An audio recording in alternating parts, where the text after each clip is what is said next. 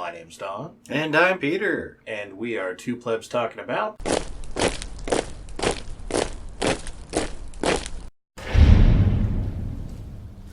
California. This week in the DPRC. Sure enough. And, we're starting to have North Korea problems. Again. I was going to say, didn't we cover that, last week? Yeah. It's really starting to become kind of a trend. It is. It's kind of like we start making fun of things like we're starting to lean that way to oh my God, we're really sliding that way. Yeah. So, we covered before when Newsom got elected that 1 million Californians don't have clean drinking water. Right. And that this is probably one of the better kept secrets of California. Right. Because, look, we do this all the time, and it was the first time I'd ever heard of it. And, look, I've been hating this state for years. It seems like a thing that would have come up. You know? And yet, it doesn't very often. And evidently, for incredibly good reason. Because the more you find out about this, the less it looks like California can manage anything. Okay, well, obviously it's not Flint levels of bad water. Yeah, but it's worse. Wait, what? I mean, so... Right? Okay, lay it on me here. You know, Flint was a national crisis, and why aren't we doing something about this? And on and on and on. And it turns out, the whole Central Valley, basically, is... What? Not just Flint, but worse. And the whole reason we hear about Flint is because it's lead. Right. Well, apparently the Central Valley has this problem where, because of any number of California policies about what you can do with water, they are running into this issue where wells are drying up because farmers are allowed to dig more and deeper wells than everybody else. You're not allowed to capture rainwater. There's no particularly good method of moving water around the state because the state won't let anybody build any of that. Oh, and by the way, the state's answer is, dear local communities, some of you have water and some of you don't, so just connect your pipes together and fix it. And it turns out local municipalities are like, but I have water and they don't. No. So...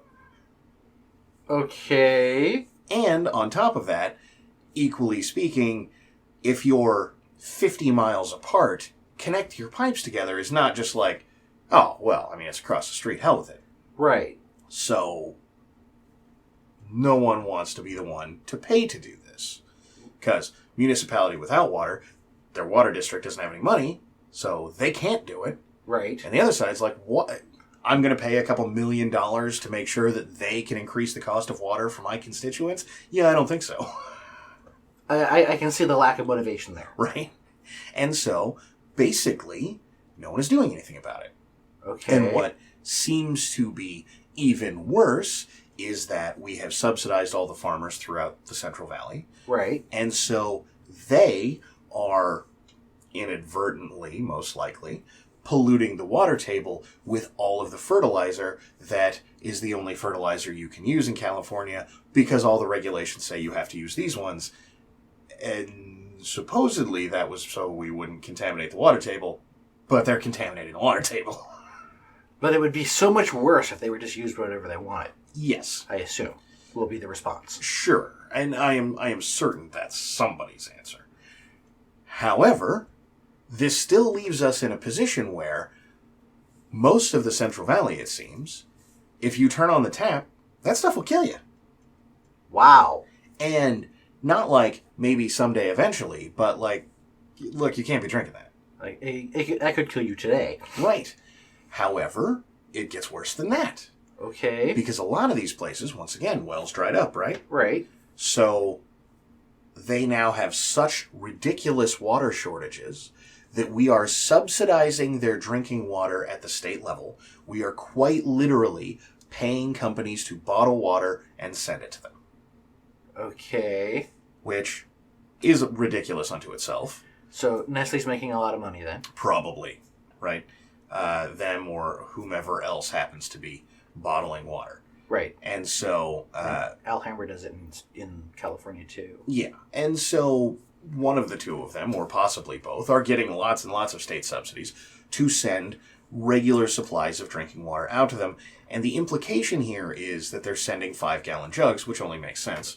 Why would you be sending, 16.9-ounce bottles if you could send 5-gallon jugs for shipping purposes? I mean, I'm sure they're not getting paid more to send 16.9-ounce bottles, and that costs more. It costs more. There's more plastic use doing it that way. So sending them large containers of water only makes sense. Right, since guaranteeably this is flat rate. And so they're complaining about that because, look, they're big and a pain and all this other stuff, and it's really never enough anyway, so how about we do something else? Which, I mean, I don't blame them. For example, make the water that comes out of my tap drinkable seems kind of a pretty reasonable request. Well, I mean, especially considering they're paying for it. Right. And I'm paying for a service. It's not happening. This service needs to happen. And as per usual, when it's the government, suck it up, Buttercup. We fixed it. We sent you water. No, that's not fixing it. Yeah, it's even less fixing it than you think. Because all of us have this, in California, have this 55-gallon a day permanent drought rule thing. Well, they, on the other hand, have, and it's not specified precisely how much, but much smaller quotas to the point that they are bathing with baby wipes, that they are debating, you're talking 60s hippie era discussions of when to flush the toilet. Because... mellow yellow and all that. Right. Gotcha. Because it's not so much that they'll be fined as seemingly if a whole town flushed its toilet at the same time, they wouldn't be able to fill the tanks. Wow. And so, and this is just the tank on the back of your toilet is what we're talking about here. Right. Because they don't have enough water. Because the wells ran dry. Because no one is piping in new water. Because no one is fixing this.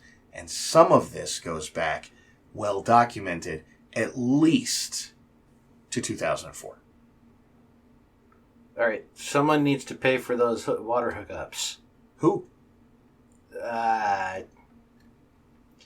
I would say it would be the municipality that wants the water? That would make sense, but they don't have any money.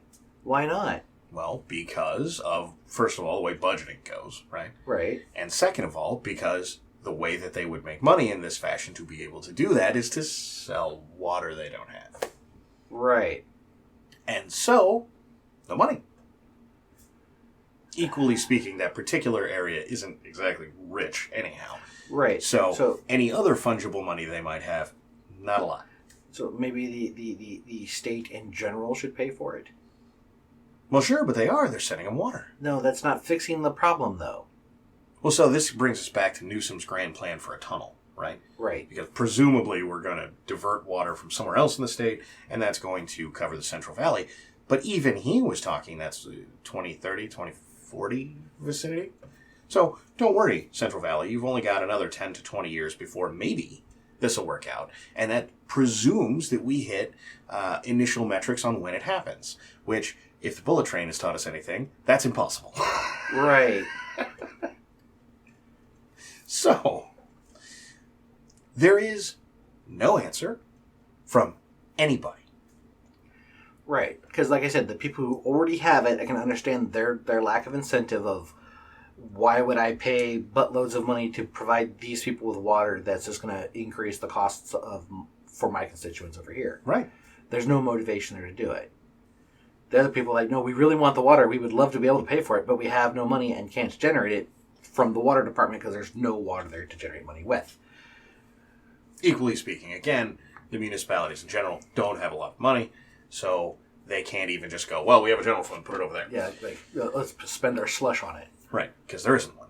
Right. So, so back to, like I said, at the state level, the next level up, you should be taking care of it in more than we'll just give you some water here and there. What are they going to do to take care of it? Run for the pipe. So, this causes you still the same problem.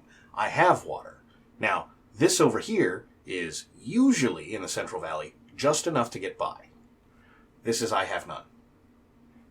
When Right. you balance that, Now nobody has enough. No, nobody has enough. Yes. No, I understand that being a problem. And so the municipalities, even if California said, we're doing it, are going to court.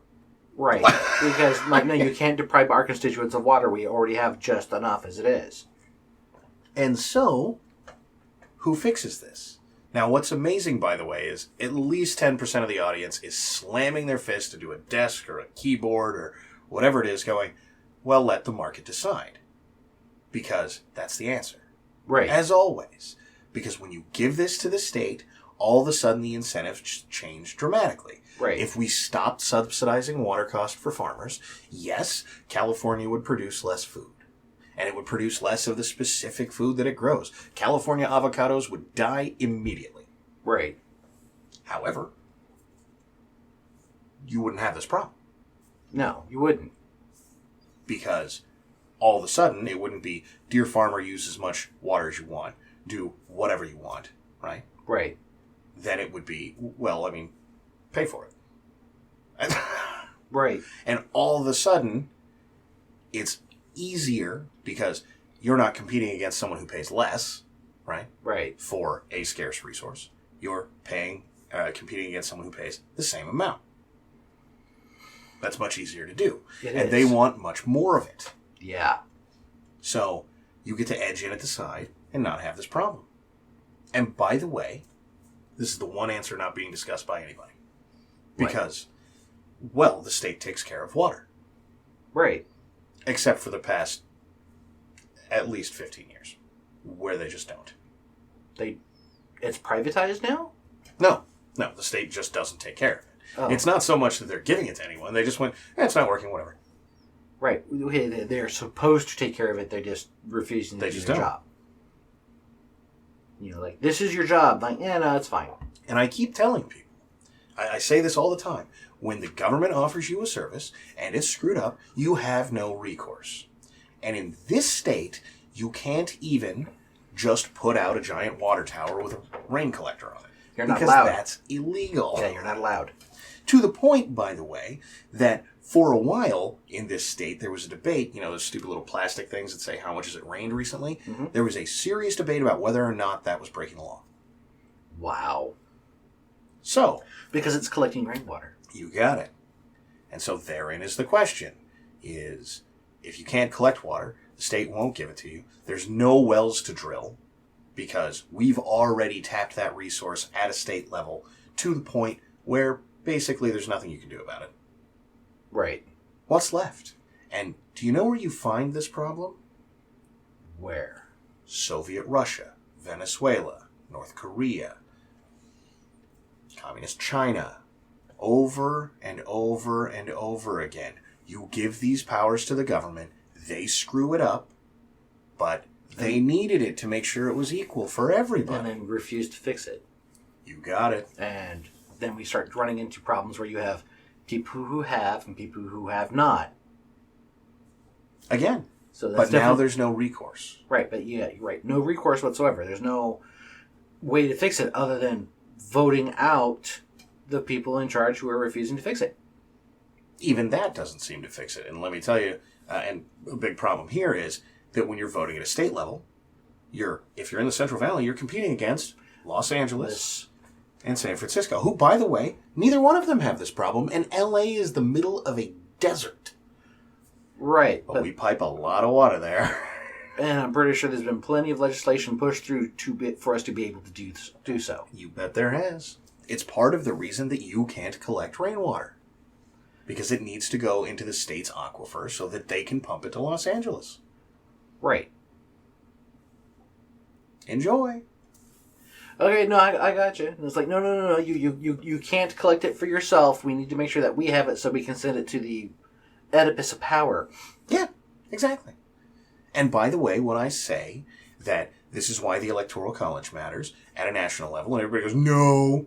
Well, here it is happening in California. Who has nothing close to an Electoral College? I keep telling you people, the minority is the one that suffers. And they go, no, everyone's vote is equal. No, it isn't.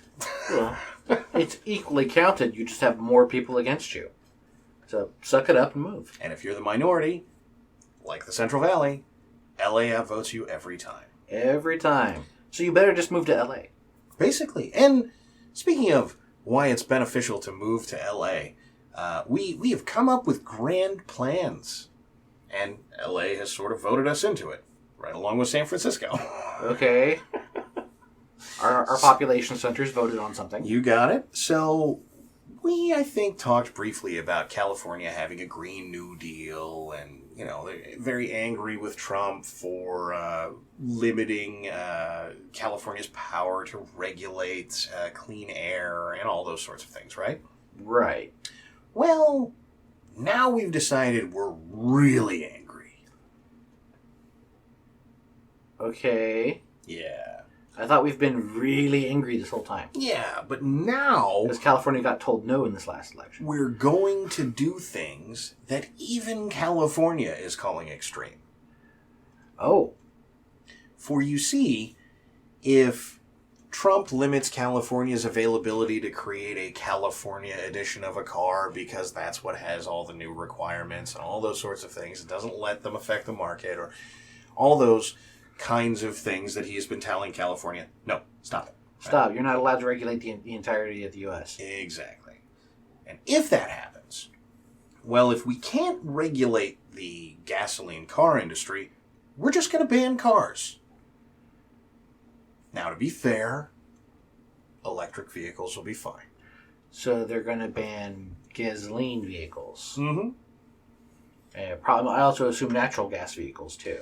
Probably, which is hilarious because that's what all of the buses in the state are right now. Right. So I can't wait till they come up with an expenditure for what it would cost to replace them. Though, to be fair, it's the government, so they'll probably just say, well, it's exempt. ours, shut up. It's ours, exempt. Exactly. You have to do it, not us.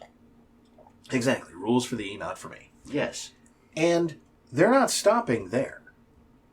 They're talking about all kinds of things. Well, if you're not going to let us do that sort of thing, we are going to, make our regulatory burden for the entire country most of the time.